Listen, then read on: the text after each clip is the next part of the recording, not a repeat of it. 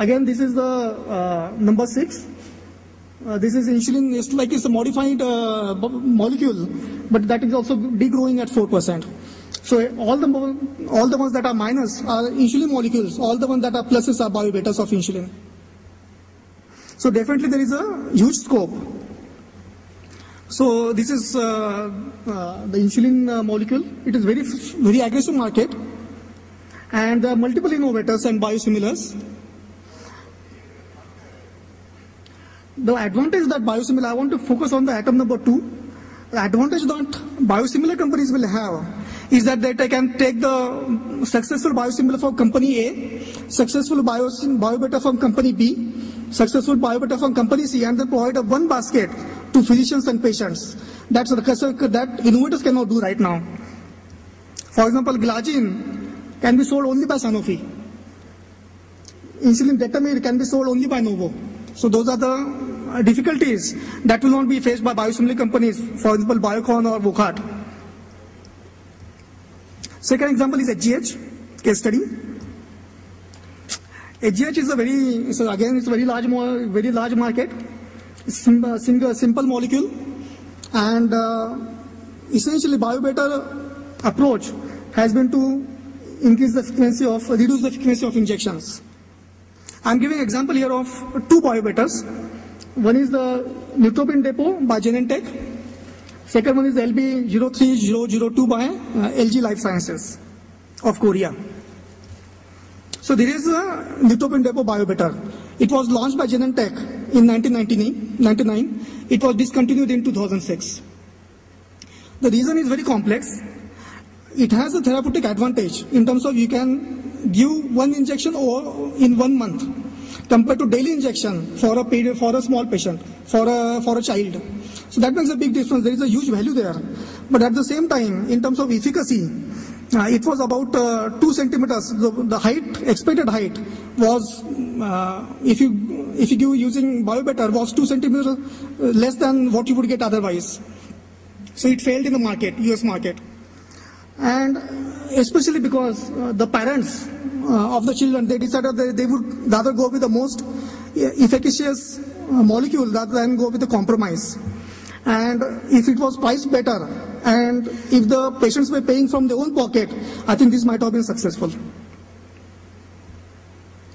So here is the peak of LB03002. I will skip that slide in interest of time. So in terms of HGH biobeta, the case study shows that there is a risk of, there is always a risk that is involved, and the market may not accept the molecule that the biobeta if it is not efficacious enough to their standard. And if somebody else is paying for it, then they will definitely not accept it. I don't know how LB03002 will perform. So it is a better compromise if given weekly instead of monthly. So maybe there will be something, might be successful, might not be successful. So let me, do you have time? Should we? Okay. So we'll go to GCSF. Again, this is a very simple molecule. And so basically there is only one way of making it biobetter, that is to increase the half-life of it. And Amgen has done that itself. So it has essentially avoided the patent cliff because of that. Both GCSF and PEG-GCSF come from Amgen. In the regulated market, multiple biosimilars are available, and GCSF biosimilars are competing with Amgen's PEG-GCSF. So the competition is not PEG-GCSF versus PEG-GCSF. It is PEG-GCSF versus GCSF, and PEG-GCSF seems to be winning.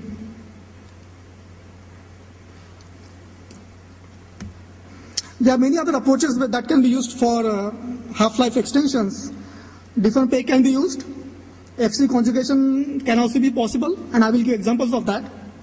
But the question is that, is it worthwhile for any company in the world to pursue these approaches?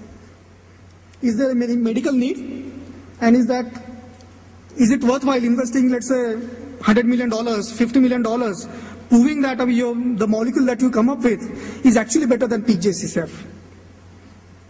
Here is our data from our Intas Biopharmaceuticals for different PEG. This is GCSF.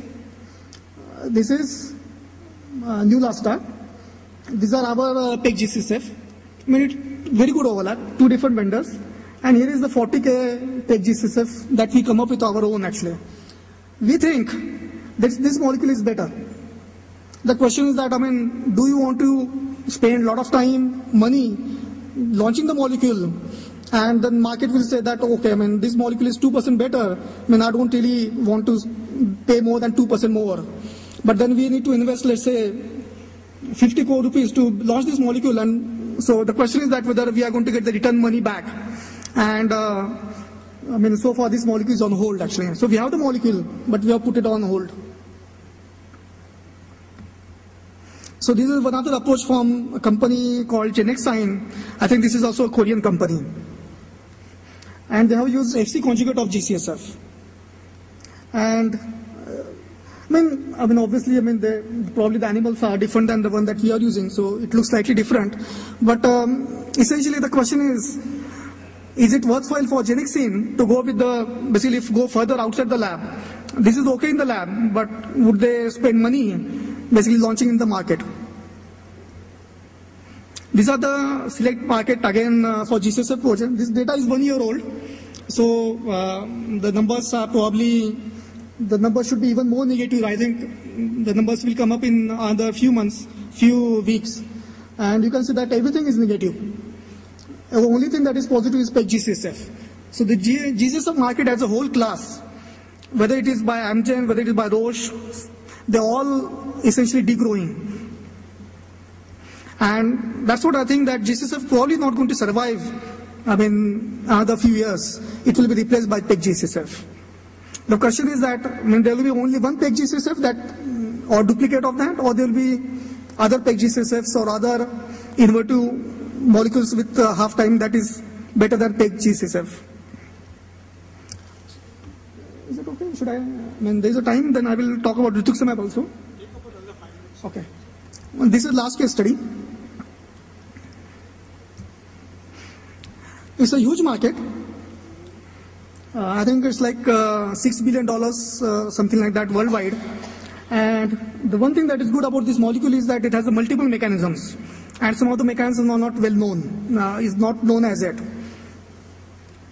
And that allows basically company to come up with multiple biobetter approach, and each of them can be patented by that company.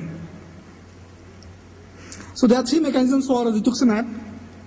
One is the one that is supposed to be most contribute to the clinical efficacy is ADCC, followed by CDC, followed by apoptosis. So there are 3 different mechanisms, but the dominant one for what we call innovator rituximab molecule is the ADCC.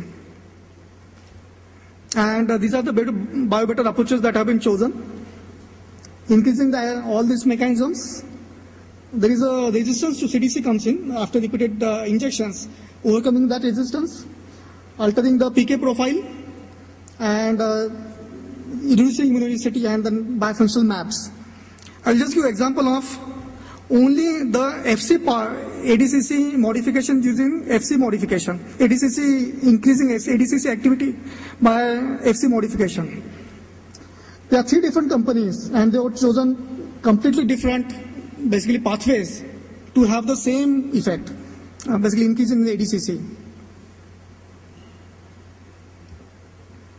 These are the molecules. I mean, there are more molecules than this.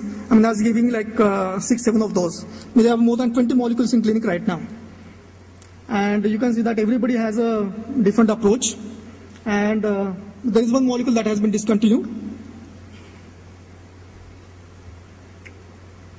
Obviously, I mean, the rituximab field is still evolving, so we don't really know basically how it is going to play out. But I personally think that rituximab will continue to be on the market. I don't think it is